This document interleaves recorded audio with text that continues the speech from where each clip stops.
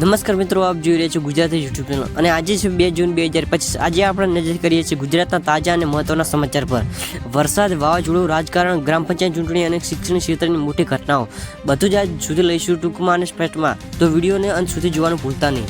દક્ષિણ ગુજરાતમાં મોસમ પહેલો વરસાદ, સુરતના કેટલાક વિસ્તારોમાં પાણી ભરાયા। ચૂંટણી પંચે પાટણ અને બનાસકાંઠામાં પંચાયત ચૂંટણીના નવા નિયમો જાહેર કર્યા। જામનગરમાં શાળાના વિદ્યાર્થીઓની બસમાં શોર્ટ સર્કિટ, બધા વિદ્યાર્થીઓ સલામત। વાવાઝોડું હિમાલય ઓમર તરફ વળી ગયું, ગુજરાતમાં હવે વરસાદ વધી શકે। ગુજરાતની યુનિવર્સિટીના પરિણામ આજે સાંજે જાહેર થવાની શક્યતા છે। વિગતવાર સમાચાર। દક્ષિણ ગુજરાતમાં મોસમ પહેલો વરસાદ, સુરત, નવસારી અને વલસાડમાં રવિવારે રાત્રે અને આજે વહેલી સવારથી ભારે વરસાદ નોંધાયો છે। કેટલાક વિસ્તારમાં પાણી ભરાવાની પરિસ્થિતિ સર્જાઈ છે। સ્થાનિક લોકોનું કહેવું છે કે ડ્રેનેજ સમસ્યા યથાવત છે। મેટરમાં નોંધાયેલ વરસાદ Surat 45 mm, Valsad 52 mm।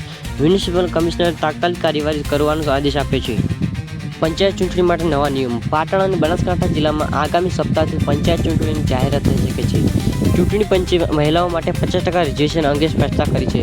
Social media code of conduct પણ કડક બનાવ્યું છે। નકલી ન્યૂઝ ફેલાવનાર સામે IPC 153A હેઠળ કાર્યવાહી થશે।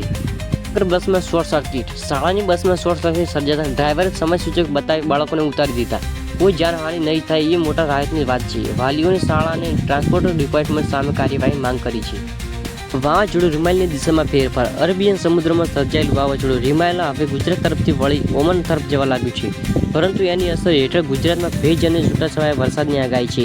IMD અનુસાર 3 જૂન પછી સમગ્ર દક્ષિણ ગુજરાતમાં વરસાદ વરસી શકે છે। યુનિવર્સિટી પરિણામ અપડેટ। ગુજરાત યુનિવર્સિટી BA અને BComના પરિણામે આજે સાંજે 4 વાગ્યાથી ઓનલાઈન જાહેર થવાની સંભાવના છે। વિદ્યાર્થીઓ ગુજરાત યુનિવર્સિટી .acn પર તેમના રોલ નંબરથી પરિણામ જોઈ શકે છે। વિપુલ સ્કોર કરવા માટે ઘણા વિદ્યાર્થીઓ ઉત્સુકતા છે।